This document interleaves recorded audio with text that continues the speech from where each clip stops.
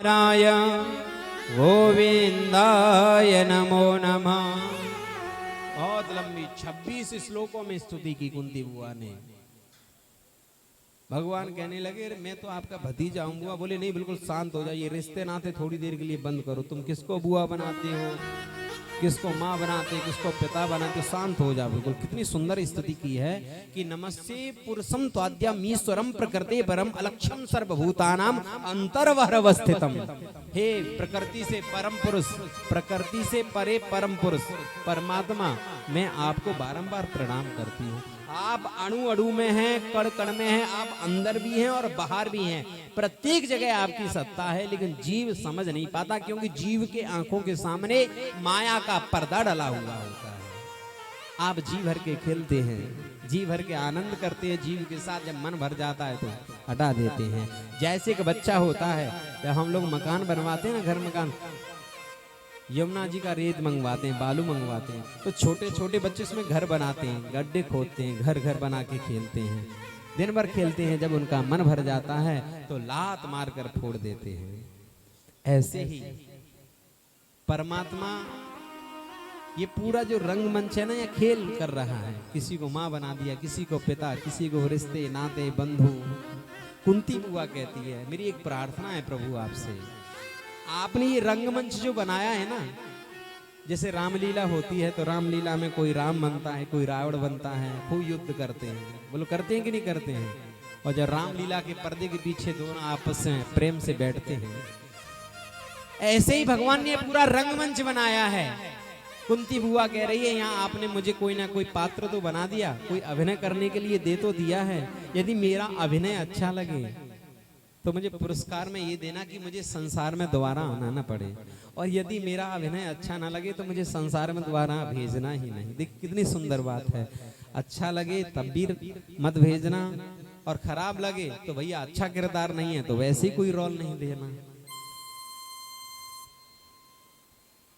सुंदर स्तुति की जा रही है। आपने मेरे ऊपर बड़ी कृपा की।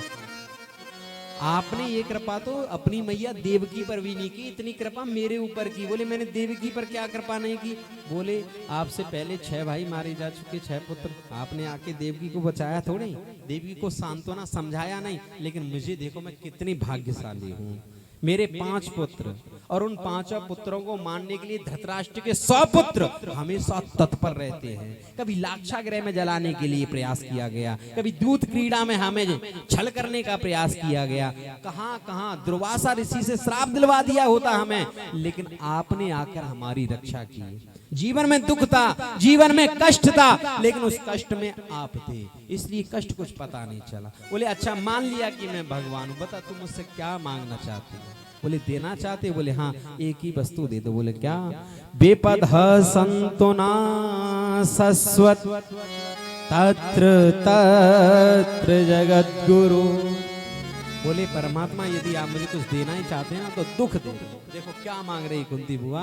बोले कुछ देना ही चाहते हैं तो दुख प्रदान कर दो, दुखों का पहाड़ दे दो। एक दुख खत्म ना हो, दूसरा दुख मेरे जीवन में आ जाए, 10-10 दुख एक साथ मेरे जीवन में आए। बोले बुआ तुझे क्या हो गया? तेरा दिमाग खराब हो गया है। आज तेरे पुत्र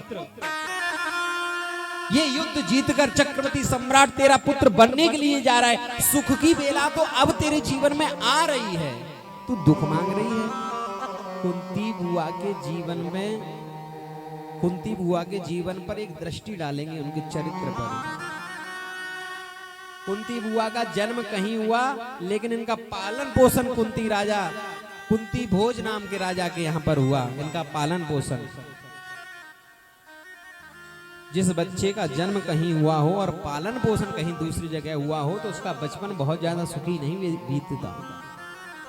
शादी हो गई ऐसे व्यक्ति के साथ जिसे पहले से पीलिया रोग था, पांडव के साथ, पांडु के साथ, और श्राप था कि यदि काम वासना के साथ यदि पति पत्नी के पास जाएगा तो पति की मृत्यु हो जाएगी। कितना दुख है जीवन में। वो तो कुछ दुर्वासा ऋषि के मंत्र थे जिनके प्रभाव से ये पुत्र पैदा हुए। पति भी साथ छोड़कर चला गया, छोटे छोटे बच्चों को लेकर घूम रही थी, धृतराष्ट्र के पुत्र मारने के लिए तैयार घूम रहे थे। कितना कष्ट है जीवन में। बुआ आज तू दुख मांग रही, आज तो तेरे जीवन में सुख की बेला आ रही है, अभी आई नहीं आने वाली है, तू दुख मांग रही है। बोले एक ही बात है। बोले क्या? बोले जीवन में जब दुख था तो कृष्ण तुम हमारे साथ थे। वो द्रोणाचार्य, पितामह भीष्म, जिनके सामने बड़े बड़े योद्धा टिक नहीं पाते, मेरे छोटे छोटे बच्चे टिके रहे। कैसे? तुम्हारी कृपा से, तुम साथ में थे। उस भयंकर महारण में हमारे पुत्र एक तिनके के बराबर थे, लेकिन फिर भी आपकी कृपा से उस महारण में सबसे ज्यादा विजय, सबसे बड़ी विजय हमारी हुई। और जीवन में आज सुख आ रहा है और तुम हमें छोड़कर जाने वाले हो। तो कृष्ण सुनो, सुख के माथे सिल पड़े, सुख के माथे सिल पड़े, जो हरि हृदय से जाए, बलिहारी वा दुख की, जो पल पल नाम जपाए।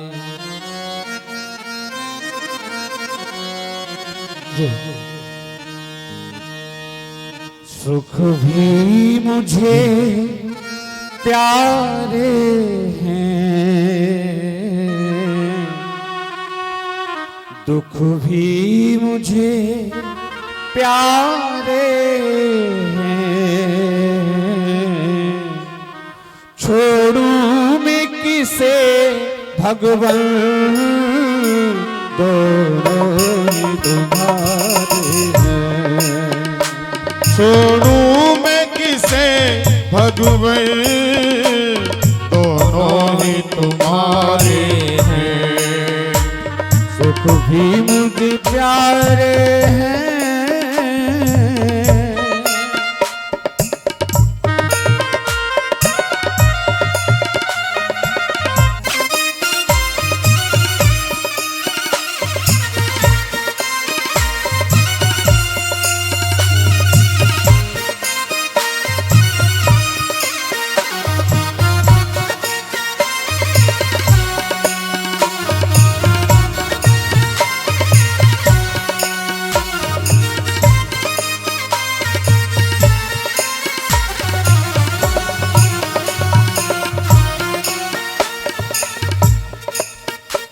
दुख चाहे ना कोई भी, सब सुख को तरसते हैं।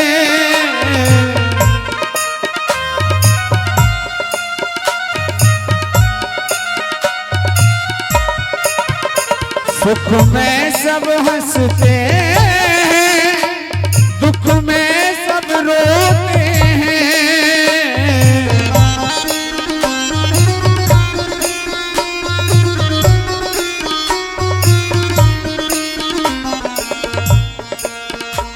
दुख में सब रोते हैं, सुख मिले जिसे उसने, दुख भी तो सहारे हैं। छोड़ूं किसे भगवन, दोनों ही तुम्हारे हैं।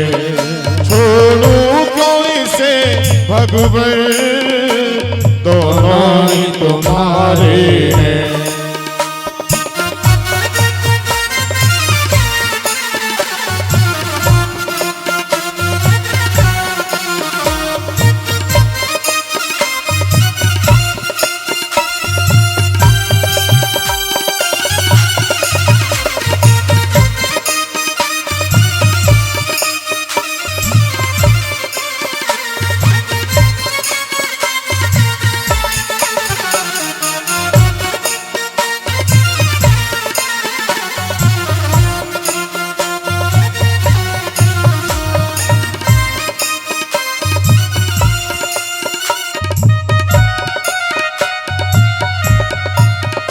सुख में तेरा शुक्र करूं, दुख में फरियाद करूं।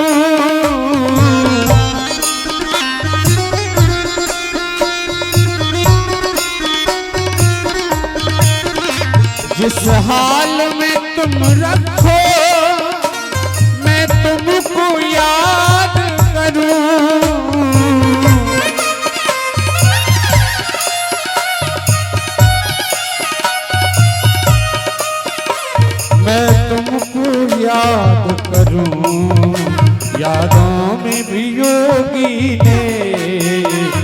यादों में वियोगी ने ये गीत सवारे हैं, ये गीत समारे हैं।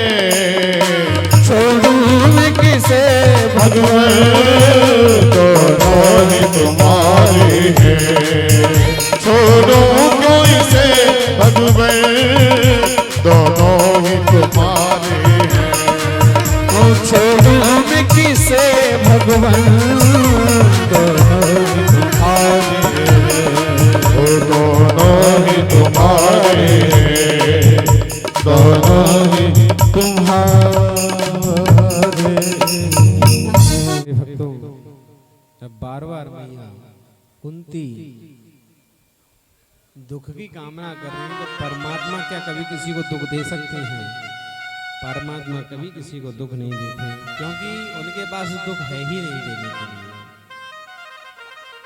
परमात्मा के पास क्या है? वो तो आनंद के सिंधु हैं। जो आनंद सिंधु सुख राशि सी करते त्रैलोक सुपासी।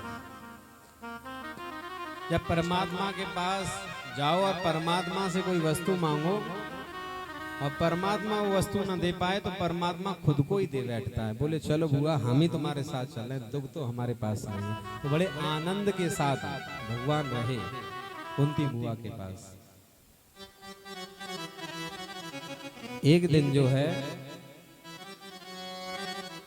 युधिष्ठिर के मन में बड़ी ग्लानि हुई।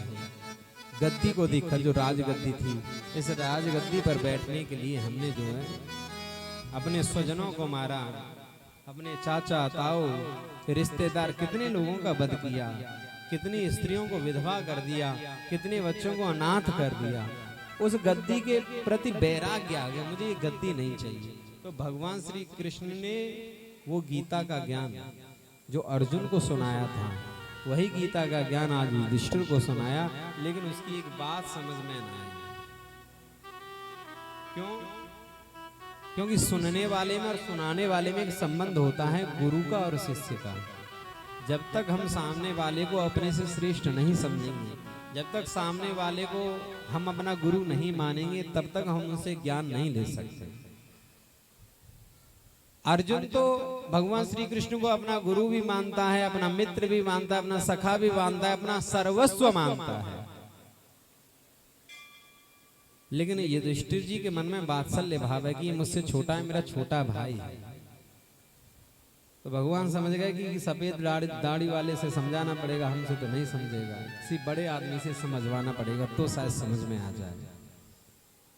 तो तुरंत प्रस्थान किया पितामह भीष्म की तरफ। सैया सनेसर पिंजरेवा, बाणों की सैया पर पितामह भीष्म लेटे हुए। सभी पांडव, कुंती बुआ, द्रौपदी, भगवान श्री कृष्ण पहुंचते हैं।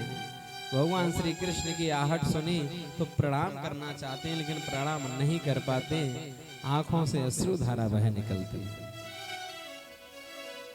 अर्जुन ने जाके प्रणाम किया, पितामह आपको प्रणाम।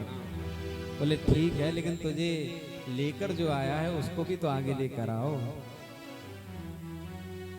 पितामह आपने मुझे याद किया। बोले हाँ, तुम्हारी याद में ही तो मैं यहाँ पे पड़ा हुआ हूँ। आपके जो ये पौत्र है ना, ये अब राजा बन गए हैं, इनको कुछ ज्ञान दीजिए। बोले सही है, बहुत अच्छा। आप ये जो अपने भक्त का मान बढ़ाते हैं, ये ज्ञान आप भी तो दे सकते हैं, लेकिन आप मेरे द्वारा ज्ञान दिलवाकर मेरा सम्मान करना चाहते हैं। कोई बात नहीं, आपकी आज्ञा का पालन जरूर करूंगा। राज धर्मान, दान धर्मान, मोक्ष धर्मान विभागशः। राज धर्म बताया। बोले कभी भी जीवन में शत्रु आ जाए ना, और शत्रु शरण में आ जाए, एक बार पैरों में गिर पड़े तो उसको माफ कर देना, उसको मारना नहीं। संतों की, ब्राह्मणों की सदा सेवा करना। कभी किसी ब्राह्मण का, किसी महात्मा का अपमान मत कर देना, और अपने सामने कभी पाप होते हुए मत देख लेना। जब ये बात बोली तो द्रौपदी खड़ी हुई थी, उसकी आंखों वो हंस पड़ती है। पितामह भीष्म का ध्यान जाता है। बोले बेटी तुम क्यों हंस रही हो? बोले नहीं, मेरे मुंह से ऐसी हंसी निकल गई। बोले नहीं नहीं, तुम कुलवती नारी हो। जो अच्छे घर की बहू बेटियां होती हैं वो ऐसी व्यर्थ की हंसी नहीं हंसती। बोले नहीं बेटी बताओ क्या बात है? बोले पितामह वैसे तो मैं आपको कष्ट नहीं देना चाहती, लेकिन मैं वह दिन भी नहीं भूल पा रही हूं जिस समय भरी सभा में दुष्ट दुशासन मेरी साड़ी को खींच रहा था। जब पांडव अपने आप को हार चुके थे तो उनको ये मुझे दाव पर लगाने का अधिकार किसने दिया? उस भरी सभा में मैं कैसे भूल सकती हूँ? सबसे आगे आप बैठे थे। मैंने हाथ जोड़ के आपसे प्रार्थना की, आप चाहते एक आवाज लगाते, दुष्ट दुशासन तो क्या दुष्ट दुर्योधन भी मुझे हाथ नहीं लगा सकता था, लेकिन आप शांत रहे। वो पितामह भीष्म जीवन में कभी नहीं रोएगा, वो आज हिचकियां भर भर के रोने लगा। द्रौपदी कहती जा रही है, वो पितामह सुनता जा रहा है। जो जीवन में कभी नहीं रोया, पितामह भीष्म ने कहा कि बेटी ये सब दुष्ट अन्न का प्रभाव है। मैंने दुर्योधन का दुष्ट अन्न जो खाया था, अरे अर्जुन की तू बात क्या करती है? इंद्र भी मेरा सामना नहीं कर सकता। इच्छा मृत्यु का वरदान मुझे प्राप्त है, मुझे कोई मार नहीं सकता जब तक मैं न चाहूं। और अर्जुन के बाण मुझे छेदते, ये सामर्थ्य अर्जुन के बाणों में नहीं है। अरे इंद्र मेरा सामना नहीं कर सकता, अर्जुन क्या सामना करेगा? आज जो मेरी ये हालत है, दुर्योधन के दुष्ट दुर्योधन का अन्न मैंने खाया था, उसी का रक्त मेरे शरीर में आ गया, उसी का ये विकार है। आज मेरे शरीर में इतनी पीड़ा होती है कि 1000 बिच्छू जितना डंक मारे जितनी पीड़ा होती है, इतनी पीड़ा को मैं यहाँ सहन कर रहा हूँ। आज मेरे शरीर से रक्त की एक एक बूंद निकल चुकी है। हाथ जोड़कर बोली पितामह भीष्म, हे पितामह मैं आपको कष्ट नहीं पहुंचाना चाहती, मेरा ऐसा कोई मंतव्य नहीं था। बोले नहीं बेटा, ये तेरा बोलने का हक था, तूने बोल दिया, अच्छा किया, वरना इस पीड़ा को लेकर मैं मरता तो न मर पाता। भगवान की तरफ मुख किया। बोले जीवन में मैंने कभी किसी से कुछ नहीं मांगा केशव, लेकिन आज मैं तुमसे मांगता हूँ। बोले अच्छा क्या मांगना चाहते हो? बोले मेरी एक बेटी है, उस बेटी की योग्य अभी तक कोई वर नहीं मिला, कोई लड़का नहीं मिला जिसके साथ उसका विवाह कर दिया जाए। मेरी उस बेटी को आप स्वीकार करो। बोले क्यों, आपकी बेटी कोई बहुत ज्यादा पढ़ी लिखी है? बोले नहीं पढ़ी लिखी तो नहीं है। बोले ज्यादा भक्तिमती है? बोले नहीं ज्यादा भक्ति वाली भी नहीं है। अर्जुन बोले बाबा तुमने जीवन में विवाह नहीं किया, बेटी कहाँ से आ गई तुम्हारी? बोले मेरी जो बुद्धि है ना, मैंने अपनी बुद्धि को ही अपनी बेटी मान रखा है। बोले तुम्हारी बुद्धि हमारे लायक ही है, भगवान कह रहे हैं।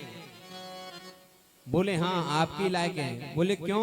भक्त? बोले नहीं भक्त तो हम है ही नहीं। पितामह भीष्म कह रहे हैं कि भक्त तो हम है ही नहीं, आप भक्त वत्सल हैं, हमारा काम नहीं चला। आप दीन बंधु हैं तो दीन तो हम है ही नहीं, हमेशा से राजा रहे हैं, तो हमारा काम नहीं चला। बोले तो आप पतित पावन हो, आप पापियों को भी तारने वाले हो, हमारा काम चल गया। हमारी बुद्धि पतित पावन है, पतित है, पापी है, दुर्बुद्धि है, लेकिन आप पतितों को भी तार देते हो, उनका भी कल्याण कर देते हो। इसलिए बुद्धि में आपके चरणों में अर्पण करना चाहता हूँ। आप पतितों को कैसे तारते हैं? बोले पतितों का मान कैसे रखते हैं, इसका प्रमाण देखा मैंने महाभारत के युद्ध में। जब महाभारत का युद्ध प्रारंभ होने वाला था तो दुर्योधन और अर्जुन दोनों भगवान श्री कृष्ण के पास गए। एक भगवान से लेने गया, एक भगवान को लेने गया। भगवान से लेने कौन गया और भगवान को लेने अर्जुन। दुर्योधन आया और हल्ला मचा दिया, बोले हम युद्ध जीत गए, हम युद्ध जीत गए। लोगों ने पूछा भैया अभी तक तो युद्ध हुआ भी नहीं, युद्ध कहां से जीत गए? बोले मैंने भगवान की पूरी सेना अपनी तरफ करवा ली है। बोले दूसरी तरफ तो कृष्ण है, उसने अगर एक चक्कर चला दिया तो पूरा काम तमाम। बोले प्रतिज्ञा करवा ली है, रहेंगे तो सामने लेकिन ड्राइवर बन के रहेंगे अकेले, ये हथियार वथियार नहीं उठाएंगे, कोई अस्त्र शस्त्र नहीं उठाएंगे। बोले ये आवाज गई पितामह भीष्म के कान। बोले क्या कहा? बोले मैंने प्रतिज्ञा करवा ली है भगवान से कि अस्त्र शस्त्र नहीं उठाएंगे। बोले अच्छा प्रतिज्ञा करवा ली है, मैं भी एक प्रतिज्ञा करता हूं। बोले क्या? कि उन्होंने कहा है कि अस्त्र शस्त्र उठाऊंगा नहीं, और मैं प्रतिज्ञा करता हूं कि मैं अस्त्र शस्त्र उठवाऊंगा। और इस बात का प्रमाण देखा मैंने महाभारत के युद्ध में, जब बहुत सारे कौरव मारे जा चुके थे दुर्योधन के भाई, तो दुर्योधन तिल मिलाकर पितामह भीष्म के पास आता और कहने लगा मेरे इतने भाई मारे जा चुके हैं लेकिन वो पांचों पांडव जीवित हैं। ऐसा लग रहा है पितामह कि आप खड़े जरूर हमारी तरफ हैं लेकिन युद्ध उन पांडवों की तरफ से कर रहे हैं। मैं जानता हूं आपके तर्कस में, आपके तुड़ीर में कैसे कैसे बाण हैं। यदि आप एक बाण चला दें तो वो बाण सैकड़ों बाणों में परिवर्तित होकर जाता है, सैकड़ों शत्रुओं का दमन कर सकता है। मैं जानता हूं आपके तुड़ीर में अग्नि अस्त्र है, वायु अस्त्र है, बड़े बड़े दिव्य अस्त्र आपके तुड़ीर में भरे पड़े हैं। पितामह भीष्म, क्या समझूं मैं इस बात को कि आप मेरी तरफ से खड़े होकर युद्ध पांडवों की तरफ से कर रहे हैं। मेरा नमक खाते, मेरा अन्न खाते हैं, लेकिन पांडवों के गुणगान करते हैं, पांडवों के गीत गाते हैं। तो पितामह भीष्म दिल मिला गया, प्रतिज्ञा कर ले कि आज एक पांडव को जरूर मारूंगा। अब तो महाराज रण क्षेत्र में वो वृद्ध पितामह आज युद्ध करने के लिए जाते हैं, तो एक बाण चलाते हैं, वो बाण सैकड़ों बाणों में, हजारों बाणों में परिवर्तित होकर पांडवों की सेना में जाकर लगता है। या तो पितामह भीष्म का बाण दिखाई देता है या फिर बाण पर टंगा हुआ पांडवों की सेना का सिर दिखाई देता है। जिधर की तरफ रथ मुड़ जाता है, रास्ते मैदान साफ हो जाते हैं। आज किसी में भी इतनी सामर्थ्य नहीं जो पितामह भीष्म का सामना कर सके। सामने से अर्जुन चले आ रहे हैं। जैसे ही अर्जुन का रथ सामने आया, पितामह भीष्म ने बाणों की वर्षा प्रारंभ कर दी। जो छत्र लगा था छत्र टूट जाता है, जो कवच पहन रखा था अर्जुन ने कवच टूट जाता है। जैसे ही हाथ में धनुष पकड़ता है धनुष टूट जाता है, संभल नहीं पाता।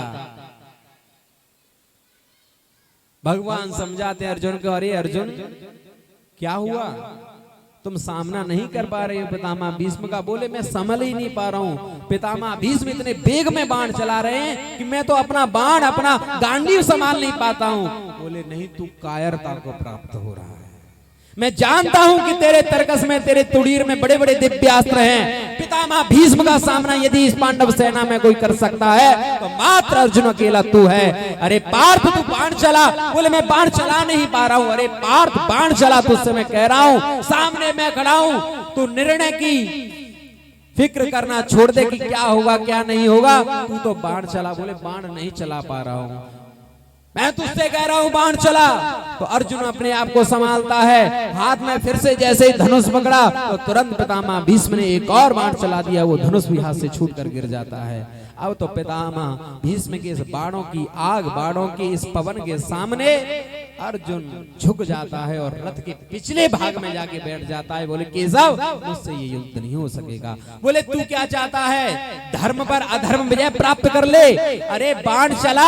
बोले मैं युद्ध नहीं कर पा रहा हूँ केशव, लगता है तुझे गीता का ज्ञान समझ में नहीं आया।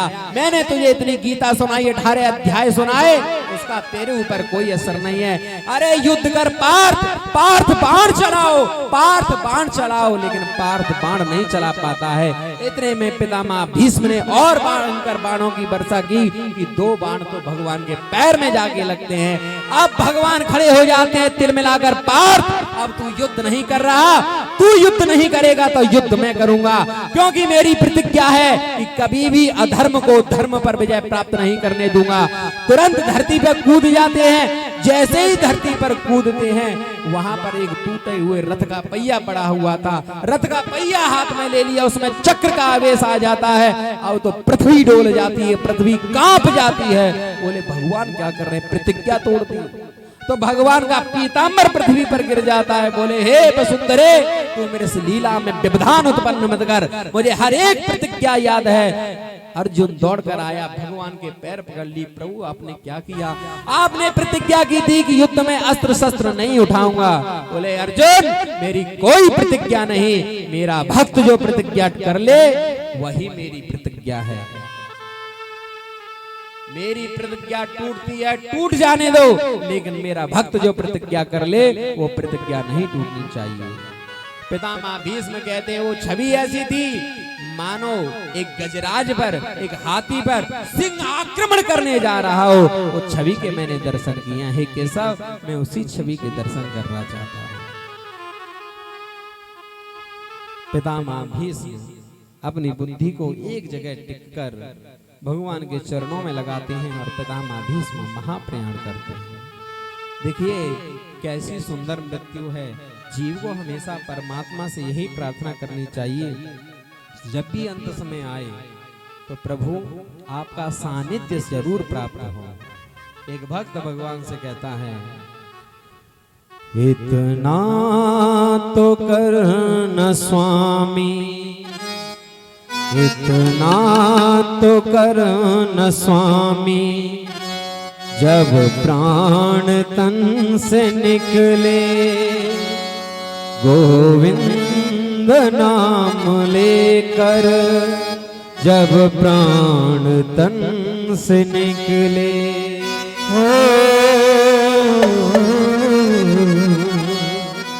हो इतना तो करना स्वामी, जब प्राण तन से निकले। इतना तो करना स्वामी, जब प्राण तन से निकले। गोविंद नाम लेकर, ओ गोपाल नाम लेकर, ये प्राण तन से निकले। ओ इतना तो करना स्वामी।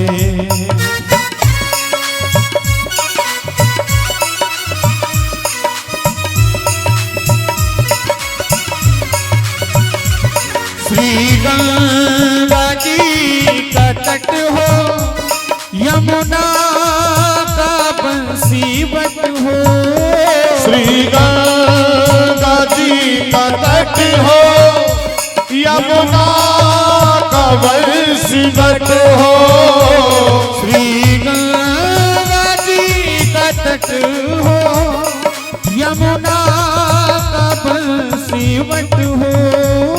श्री गंगा जी का तट हो, यमुना का बंसीवट हो। मेरे सावरा निकट हो, ओ मेरे सावरा निकट हो। जब प्राण तन से निकले। इतना तो करना स्वामी, हो जब प्राण तन से निकले। इतना तो करना स्वामी।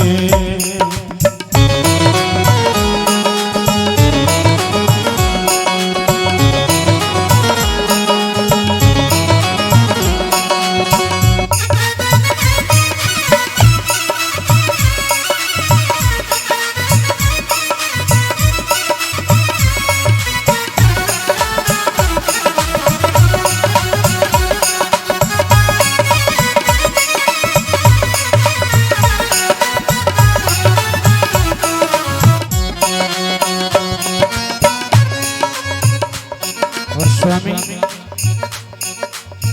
हो जब प्राण तक आवे, कोई रोग ना सतावे। जब प्राण कंठ आवे, कोई रोग ना सतावे। जब प्राण कंठ आवे, कोई रोग ना सतावे। जब प्राण कंठ आवे, कोई रोग ना सतावे। यम दर्शना दिखावे, ओ यम दर्शना दिखावे। हो जब प्राण तन से निकले। ओ इतना तो करना स्वामी, जब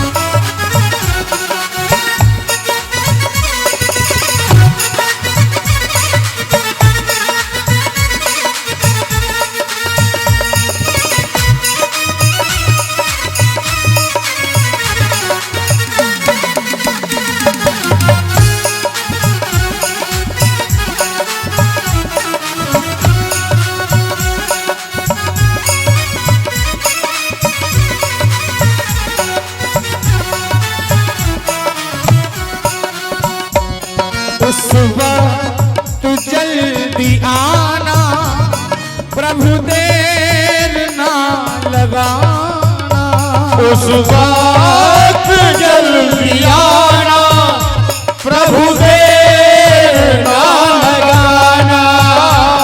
उस वक्त जल्दी आना, प्रभु देर ना लगाना।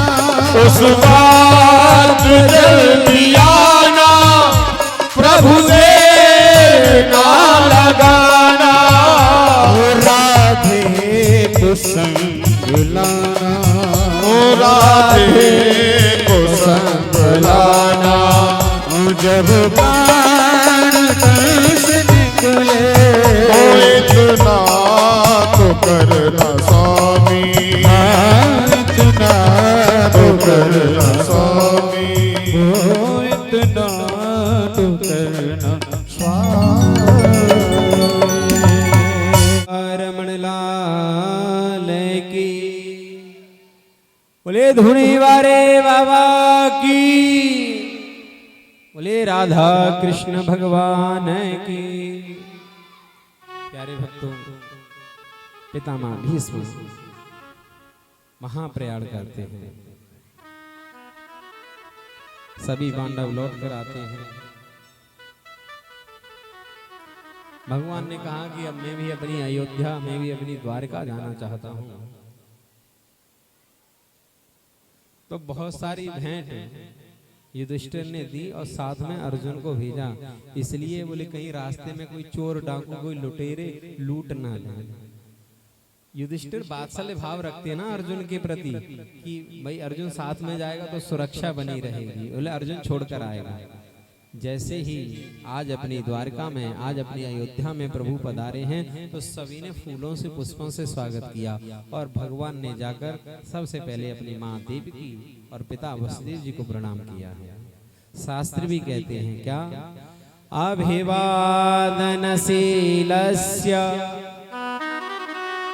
नित्यं वृद्धोऽपि सेविनः चत्वारि तस्य वर्धन्ते आयुर्विद्याय सोवलम्। अपने से बड़ों को प्रणाम करने में 4 चीजों में वृद्धि होती है। सभी लोग ध्यान से सुने और अपने बच्चों को ये चीज सिखाएं। संस्कार जो होते हैं वो बचपन से ही अपने बच्चों को सिखाए जाते हैं। जब छोटा बच्चा होता है ना, जब छोटा बच्चा जब गाली देता है तूतली भाषा में, तो घर वालों को बड़ा प्रिय लगता है। लेकिन वही बच्चा जब बड़ा हो जाता है फिर वो गाली देता है, फिर वो लोग बुरा लगता है कि नहीं लगता है। इसलिए छोटे से ही अपने बच्चे को संस्कार देना प्रारंभ करें। मंदिर जाते हैं तो आरती इत्यादि में सम्मिलित करें। कथा सुनने जा रहे हैं तो बिठाएं, एक जगह आसन पर बिठाने की कोशिश करें। शास्त्र कहता है अपने से बड़ों को प्रणाम करने में 4 चीजों की वृद्धि होती है। अभिवादनशीलस्य नित्यं वृद्धोऽपि सेविनः चत्वारि तस्य वर्धन्ते आयुर्विद्याय सोवलम्। अपने से बड़ों को प्रणाम करने में 4 चीजों में वृद्धि होती है। पहली आयु, दूसरी विद्या, तीसरा यश और चौथा बल। जो अपने से बड़ों का, बड़े बुजुर्गों का सम्मान करता है, उनको प्रणाम करता है, तो 4 चीजें अपने आप ही ये बढ़ जाती हैं। लेकिन आजकल हम अपने से बड़ों को प्रणाम करने में बड़ा संकोच होता है। शहरों में तो हालत ही बड़ी खराब है। शहरों में आप तो करते हैं हाय और बाय। हाय हाय क्या होती है? हाय हाय तो मरने के बाद होती है, लेकिन पहली हाय हाय होती है। बल्कि ऐसी नहीं होना चाहिए। अपने यहाँ प्रणाम करने का साष्टांग दंडवत प्रणाम बताया है। अभी दंडवत प्रणाम ना करो तो कम से कम दोनों हाथों से ही प्रणाम कर लो। लेकिन आजकल फैशन है, बोले हम प्रणाम क्यों करें, हम तो बड़े हैं। ज्यादा कुछ होगा तो एक हाथ से कोई पैर छू लेगा। अब वो एक हाथ से भी कम हो गया, पैर तक तो कोई पहुंचता नहीं, घुटने पे ही। अब तो जाना कहाँ कहाँ तक बस पहुंच गए। अब खुलवा मत बात, दूर से ही बोले राम राम साहब।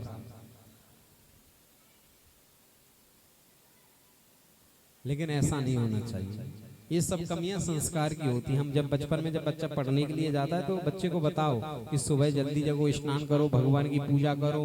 उसके बाद जब स्कूल जा रहे हैं तो अपने बाबा को, अपनी दादी को, माता पिता को, सबको प्रणाम करके जाए। जब ये बचपन से संस्कार सिखाए जाएंगे तब ये बड़े तक संस्कार रहते हैं। शास्त्र भी कहता है लालयेति पंचवर्षाणि, लालयेति पंचवर्षाणि, ताडयेति 10 वर्षाणि, प्राप्ते तु 16 वर्षे पौत्रमित्र वदाचरित। परीक्षित जी, शास्त्र कहता है जब 5 साल तक का बच्चा हो खूब लाड लड़ाओ, कोई दिक्कत नहीं है। ताड़येति 10 वर्षाणि, जब 10 साल का हो जाए तो उसको ताड़ना देकर भी यदि समझाना पड़े तो संकोच नहीं करो, उसे डांट फटकार कर भी समझाओ। लेकिन प्राप्ते तो 16 वर्ष, जब 16 साल का हो जाए, जब कंधा बराबर का हो जाए तो फिर उसको पुत्र नहीं समझो, उसको मित्र समझो। कोई भी कार्य कर रहे हैं तो एक बार उसकी सलाह जरूर लो, उसके साथ डिस्कस जरूर करो। ये शास्त्र कहता है, शास्त्र की नीति है। तो भगवान इसी नीति का पालन करते हैं। आकर अपने माँ बाप को प्रणाम किया। इधर भगवान ने जिस गर्भस्थ शिशु की रक्षा की थी, भगवान पुनः छूचक लेके पधारते हैं, फिर दोबारा वापस जाते हैं। अर्जुन फिर से आए, लेकिन अब युधिष्ठिर जी को यहाँ अपशकुन दिखाई देने लगे। मूर्तियों की आंखों से आंसू दिखाई दे रहे हैं, बहुत सारे अपशकुन दिखाई दे रहे हैं। इतने में अर्जुन आए और धराम से गिर पड़े। बोले क्या हुआ? बोले जिनके बल पर हमने इतना बड़ा युद्ध जीता था ना, वो आज भगवान हमें छोड़कर चले गए। वंचितो हम महाराजा, बोले आज हम उन प्रभु से वंचित हो गए। जो एक कुंती बुआ ने सुना, जिस प्रकार दशरथ जी अपने राम वियोग में जब राम जा रहे थे, भगवान श्री राम, तो तुरंत उनका देहांत हो गया था। ऐसे ही आज जैसे ही सुना कि भगवान चले गए तो तुरंत कुंती बुआ का तो वहीं महाप्रयाण हो जाता है। 5 पांडवों ने मिलकर अपने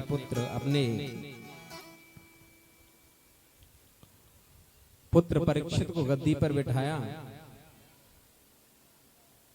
परीक्षित कहने लगा मैं बहुत छोटा हूं, तो उसको ज्ञान दिया राजधर्मान, जो पितामह भीष्म ज्ञान देकर गए थे वही ज्ञान आज राजा परीक्षित को बताया। और 5 पांडवों ने और द्रौपदी ने स्वर्गारोहण किया। परीक्षित का राज्य बहुत सुंदर राज्य है। परीक्षित का राज्य राम राज्य है। अभी राम राज्य समझते हो किसे कहते हैं? राम राज्य का मतलब क्या होता है? राम राज्य का मतलब 3 बातें होती हैं। पहली तो सुंदर शिक्षा, अच्छी शिक्षा हो,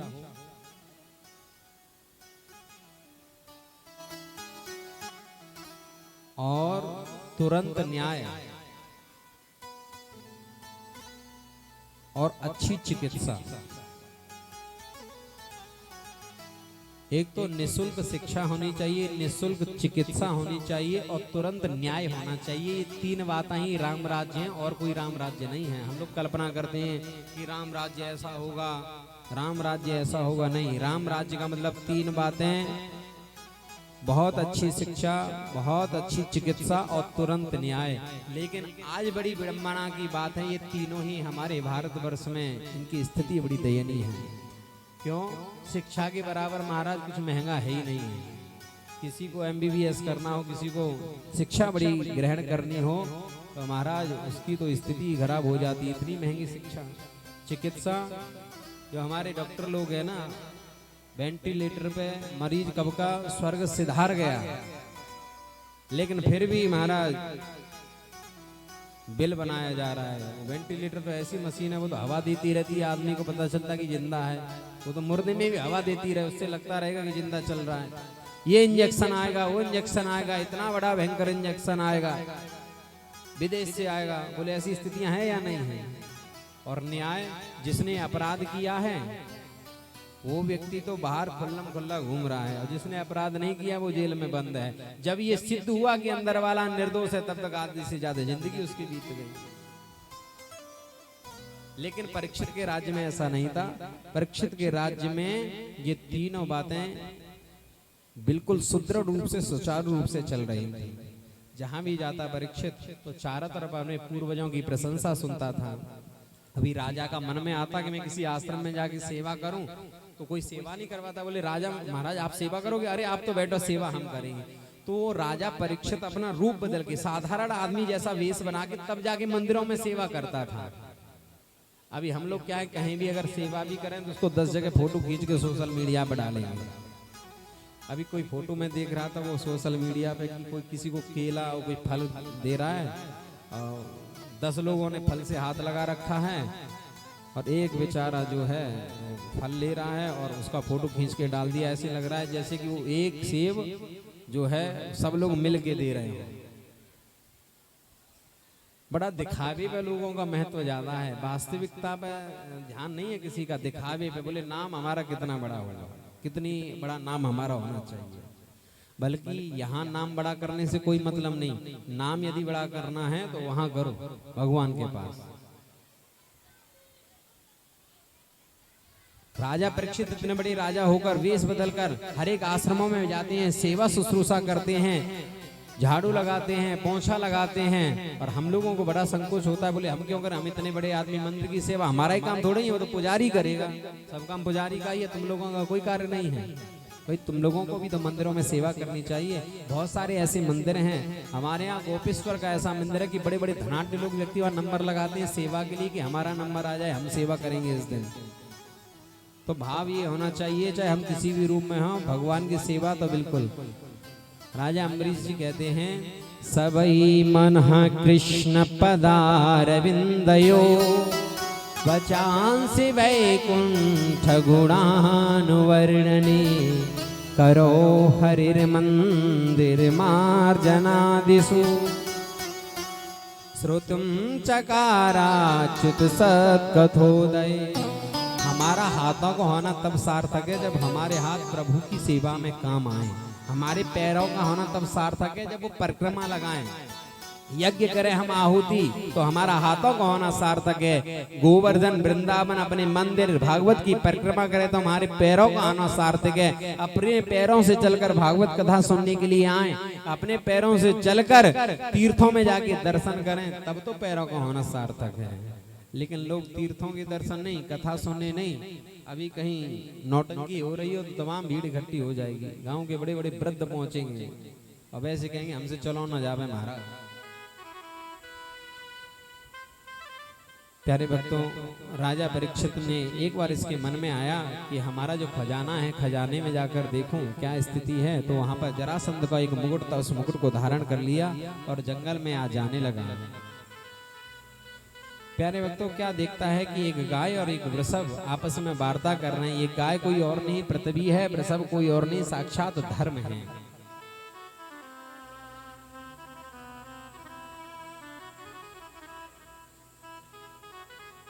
बैल के 4 पैर थे, उसमें से 3 पैर कट चुके हैं। सत्य, दया, दान और पवित्रता, ये धर्म के 4 पैर हैं। इसमें से महाराज एक अकेले दान को छोड़ के 3 पैर कट चुके हैं। अब जहां कहीं हो रहा है दान ही हो रहा है, सत्य, दया और पवित्रता तो बहुत कम देखने के लिए मिलती है। गाय रो रही है। वृषभ ने पूछा, अरे पृथ्वी तुम क्यों रोती हो? शायद इसलिए रो रही हो कि तुम्हारे ऊपर भगवान कृष्ण ने लीला की, अब तुम्हें छोड़कर चले गए। गाय ने कहा कि तुम क्यों रोते हो?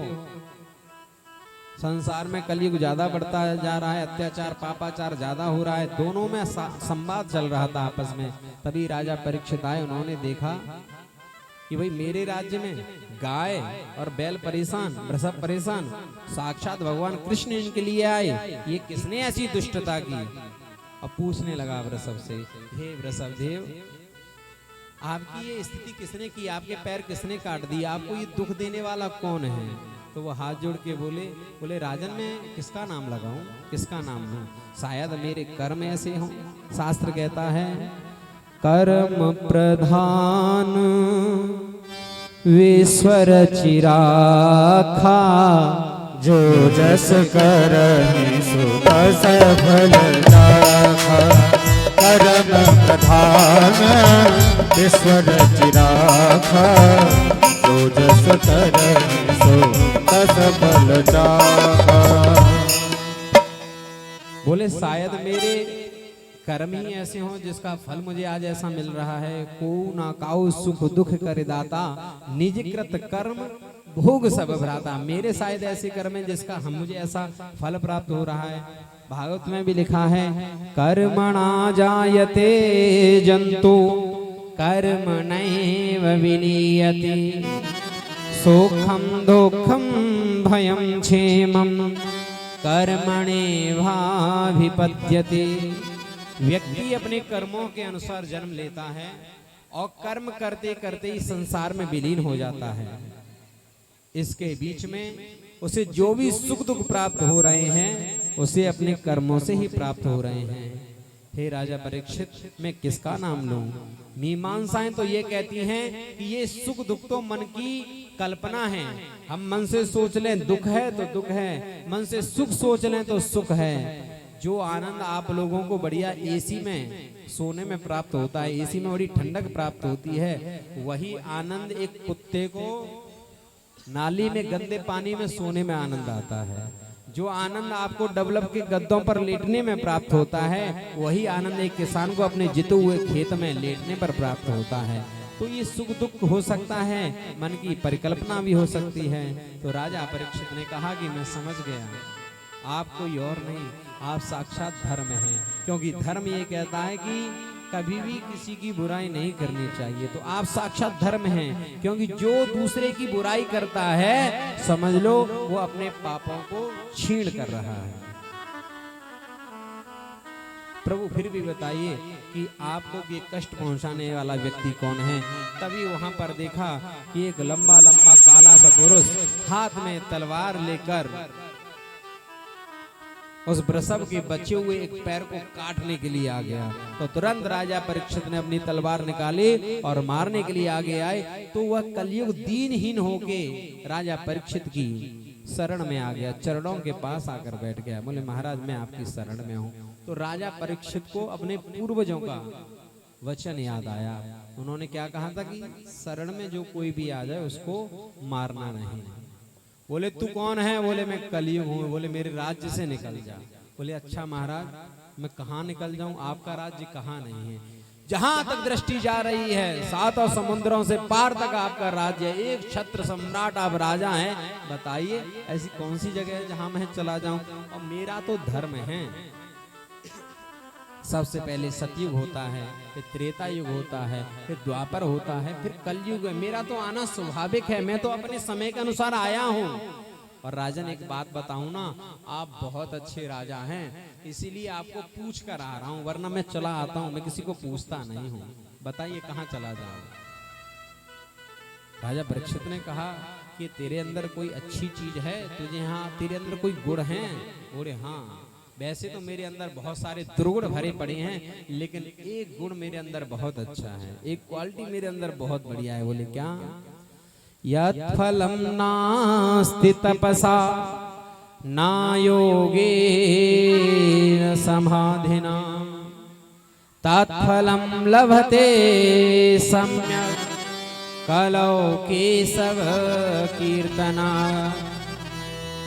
जो फल बड़े बड़े तप और यज्ञ करने से भी प्राप्त न हो, वो कलयुग में केवल भगवान नाम संकीर्तन से ही प्राप्त हो जाते हैं। राजा परीक्षित को कलयुग का यही एक गुण बहुत प्रिय लगा। बोले ठीक है, मैं तुझे कुछ स्थान दे रहा हूँ। 4 स्थान दे दिए। बोले कौन से? बोले द्यूत क्रीड़ा, जहाँ पर जुआ खेला जाता है, कलयुग तेरा निवास वहां पर होगा। जहाँ मदिरापान किया जाता है, कलयुग तेरा निवास वहां पर होगा। जहां पर स्त्री गमन होता हो, वहां पर कलयुग तेरा वास होगा। जहां पर अधर्म होता हो, वहां पर तेरा वास होगा। बोले ये सारी चीजें तो आपने मेरी शकल देख के दे दी भाई। जैसे मेरे अंदर दुर्गुण है ना, आपने ऐसी सारी की सारी खराब जगह मुझे प्रदान कर दी। अभी मेरे अंदर एक बहुत अच्छा गुण भी तो है। कलयुग में केवल कोई भगवान नाम संकीर्तन कर ले, उससे ही बड़ा पुण्य प्राप्त हो जाता है। तो कोई एक आध कमरा तो घर में बढ़िया होना चाहिए भाई। सब कमरे जैसे हैं ठीक है, एक में तो बढ़िया बिस्तर, बढ़िया बेड लगा होना चाहिए। तो एक जगह दे दी। अनायासी राजा परीक्षित के मुख से निकल गया कि जा, तेरा वास स्वर्ण में भी होगा। अब यहाँ विरोध हो गया। बोले धातुओं में भगवान श्री कृष्ण कहते हैं कि धातु मेरा ही स्वरूप है। भगवान का स्वरूप कहाँ कहाँ है सुनिए। गरुण पक्षियों में मुझे, जान पशु में शेर, सुरों में विष्णु जानिए, गिरवर में मैं हूँ सुमेर। पक्षियों में मेरा स्थान गरुड़ है। गरुड़ पक्षियों में मुझे, जान पशु में शेर, पशुओं में मेरा स्थान शेर है। सुरों में देवताओं में मेरा स्थान विष्णु है। पर्वतों में सुमेरु नाम का जो पर्वत है वो मेरा ही स्वरूप है। धातुओं की बात करो तो धातुओं में मेरा स्वरूप स्वर्ण है। बोले अब स्वर्ण में कलयुग का भी वास हो गया, भगवान का भी वास हो गया। बोले ऐसा नहीं है। जो पुण्य से, जो धर्म की कमाई से कमाया हुआ जो धन होगा उससे यदि सोना खरीदेंगे उसमें भगवान का वास है। और जो लोग पाप कर्म करके पाप की कमाई से जो स्वर्ण बनवाते उसमें कलयुग का वास होगा। कई लोग कहते हैं महाराज हम पाप करके बहुत सारा धन इकट्ठा कर लेते हैं फिर उसमें से कुछ दान कर देते हैं तो क्या वो पवित्र हो जाता है? ऐसा नहीं है। जो उस दान को ले रहा है उसका भी कल्याण नहीं होगा, जिसने कमाया है उसका भी कल्याण नहीं होगा। जिसने पाप और अत्याचार करके धन कमाया है और उसको दान किया है, वो दान जिसके पास गया है वो भी नरक में जाएगा और जिसने दिया है वो भी नरक में जाएगा। इसलिए दान पुण्य अपनी नेकी की और पुण्य की कमाई से करना चाहिए। राजा परीक्षित के ने जो मुकुट पहन रखा था वो जरासंध का मुकुट था, जाके वास कर गया कलयुग। उस राजा परीक्षित के जीवन में कभी भी शिकार खेलने की इच्छा नहीं उठी। आज राजा परीक्षित के मन में शिकार खेलने की इच्छा आ गई, लेकिन धर्म ने सोचा कि ये राजा परीक्षित अपने स्वभाव में नहीं है, ये दूसरे के प्रभाव में है। यदि ये जंगल में जाएगा तो जंगल में किसी पशु को मार देगा तो पाप बन जाएगा। तो धर्मो रक्षति रक्षता, यदि आप धर्म की रक्षा करेंगे तो धर्म आपकी रक्षा करेगा। राजा परीक्षित सदैव धर्म की रक्षा करते हैं, लेकिन आज धर्म ने देखा कि आज राजा परीक्षित के ऊपर कलयुग का प्रभाव है। उसने जंगल से सभी पशुओं को गायब कर दिया कि इसके हाथ से कोई पशु न मर जाए। अंत में एक ऋषि मुनि के आश्रम पर जाते हैं। वहां एक ऋषि तपस्या में लीन थे। राजा ने जाके जल मांगा, लेकिन कलयुग का प्रभाव, ऋषि अपने अंतर मन को अंतर्मुखी अपनी इंद्रियों को कर चुका था, लेकिन राजा परीक्षित न समझ सके। वहां मरा हुआ एक सर्प डला हुआ था कि बाण से उठा के उसके गले में डाल दिया। थोड़ी दूर पर ही उनका पुत्र श्रृंगी, ऋषि का पुत्र, खेल रहा था। किसी ने जाके बताया कि राजा परीक्षित ने एक मरा हुआ सांप तुम्हारे पिताजी के गले में डाल दिया है। तो तुरंत वहीं जल लिया हाथ में और संकल्प किया कि जिस राजा ने मेरे पिताजी के गले में मरा हुआ सर्प डाला है, सांपों का राजा तक्षक आज से ठीक 7वें दिन जाकर उसको डस लेगा और सर्प दंश से उसकी मृत्यु होगी। राजा परीक्षित घर आए, मुकुट उतारा तो बड़ा गिलानी हुई, मैंने किसी संत महात्मा का अपमान कर दिया। जब ऋषि वहां पर रोए, ऋषि का बच्चा वहां पर रोया, श्रृंगी ऋषि, तो तुरंत पिताजी की आंख खुल गई। जो ऋषि तपस्या कर रहे थे बता दिया, मैंने श्राप दे दिया है राजा को, बेटा तूने गलत किया, श्राप नहीं देना चाहिए। राजा हमारे यहाँ पर आए हैं, वो चक्रवर्ती सम्राट हैं और हमारा कर्तव्य था कि राजन हमारे यहाँ पर आए तो हमें जलपान की पूछना चाहिए था, लेकिन मैं तो तपस्या कर रहा था, मैं ध्यान न दे सका। लेकिन तुम्हें श्राप नहीं देना चाहिए था, क्योंकि राजा परीक्षित अपने स्वभाव में नहीं था, वो कलयुग के प्रभाव में था। और संत महात्मा लोग कभी किसी का प्रभाव नहीं देखते, वो ये देखते हैं कि जीव का स्वभाव कैसा है। आज राजा परीक्षित की वजह से जैसे हम निर्द्वंद हो गए, कहीं भी तप कर रहे हैं। राजा जैसा, परीक्षित जैसा राजा भूतो न भविष्यति, ना पहले कभी कभी होगा। अपने गौरमुख नाम के शिष्य को बुलाया, कहा कि जाओ जाकर परीक्षित से कह दो आज से ठीक 7वें दिन तुम्हारी मृत्यु हो जाएगी, जाओ अपनी मृत्यु का साधन कर लें। गौरमुख नाम का शिष्य आया, कह दिया कि आज से ठीक 7वें दिन आपकी मृत्यु हो जाएगी, ऐसा हमारे ऋषि ने श्राप दिया है आपको। तो राजा परीक्षित ने कहा कि श्राप नहीं, वरदान दिया है। लोगों को तो कल का पता नहीं, अब मैं छाती ठोक के कह सकता हूँ कि 7 दिन से पहले मुझे कुछ हो ही नहीं सकता। अरे इस काया से, इस शरीर से किसी संत महात्मा का अपमान हुआ है, इसको तो मैं 7 पल भी नहीं रखना चाहूंगा इस शरीर को। अपने पुत्र जन्मेजय को गद्दी पर बिठाया और तुरंत गंगा के किनारे जाकर बैठ गया। संत महात्माओं की भीड़ लगने लगी कि राजा परीक्षित को श्राप लग गया है। राजा परीक्षित वहां बैठ गए गंगा किनारे और सभी से एक ही बात पूछ रहे हैं कि जल्दी मरने वाले व्यक्ति को क्या करना चाहिए। कोई इसका उत्तर ना दे सका। तो भी सुखदेव स्वामी जी के मन में विचार आया कि परीक्षित को जरूरत है मेरी। तुरंत परीक्षित के पास पहुंच गए। पराशर ऋषि ने अपनी कोनी मारी, व्यास जी महाराज को, देख तेरा पुत्र चला आ रहा है। तुरंत अपनी दाढ़ी बिछा दी व्यास जी महाराज ने कि मेरा नन्हा सा पुत्र, पैरों में कोई कंकड़ कोई कांटा ना लग जाए, मेरी दाढ़ी पर चलकर आएगा। पराशर ऋषि ने अपनी दाढ़ी से बुहारी कर रहे हैं, हवा कर रहे हैं और सुखदेव स्वामी जी नन्हे नन्हे पैरों से आगे चले आ रहे हैं। बैठ गए। परीक्षित जी महाराज ने पूजन किया। महात्माओं ने कहा कि ये ज्यादा पूजा पाठ नहीं करवाते हैं अपनी, तुम्हें जो पूछना है सो पूछ लो। तो राजा परीक्षित ने एक ही प्रश्न पूछा राजा श्री सुखदेव स्वामी जी से, हे प्रभु, जल्दी मरने वाले व्यक्ति को क्या करना चाहिए। सुखदेव जी बड़े प्रसन्न हो गए। बोले तूने अपने लिए ये प्रश्न नहीं पूछा, जग के कल्याण के लिए पूछा है। अब सुखदेव स्वामी जी इसका उत्तर देते हैं। उस उत्तर को हम कल श्रवण करेंगे। आज की कथा को यहीं विश्राम लेते हैं और कल ठीक 2 बजे पुनः यहीं से कथा प्रारंभ होगी। बोले वृंदावन वांके बिहारी लाल की जय। सद्गुरुदेव भगवान की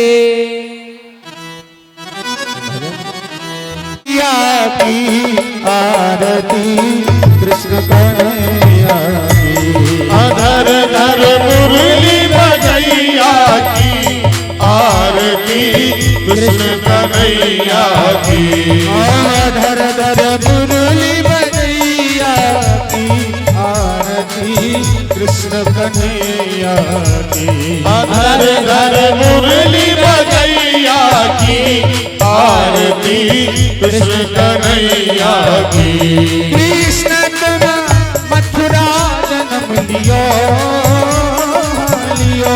कृष्ण तुम मथुरा जन्म लियो लियो।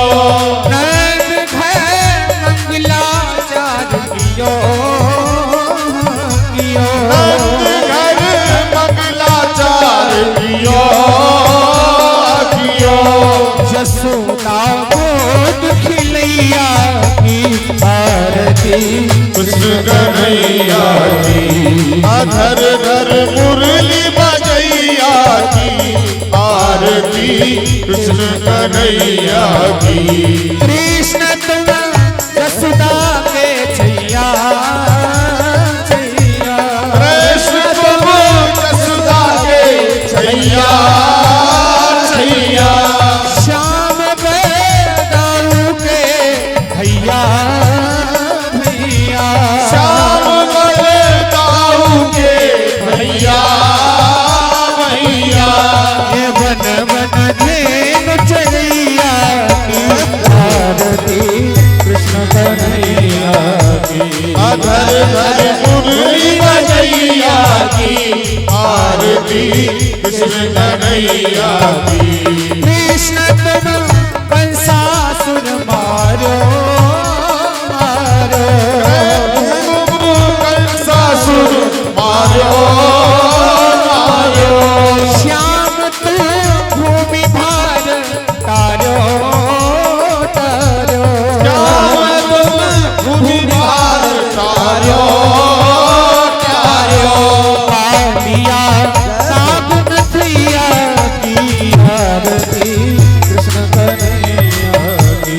अधर धर मुरली बजैया की आरती कृष्ण कन्हैया की। कृष्ण तुम अर्जुन के प्यारे प्यारे। कृष्ण तुम अर्जुन के प्यारे प्यारे। श्याम भक्तन के रखवारे मारे। श्याम भक्तन के रखवारे जमुना तट रास रचैया की आरती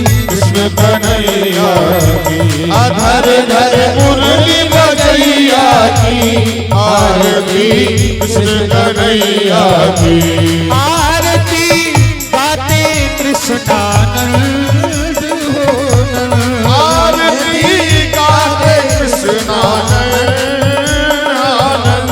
ये मन में होता है आनंद ये मन में होता है आनंद आनंद विनय है लाज रखैया की आरती कृष्ण कन्हैया की हर घर मुरली बजैया की आरती कृष्ण कन्हैया की आरती कृष्ण कन्हैया की आरती कृष्ण कन्हैया की आरती कृष्ण कन्हैया की आरती कृष्ण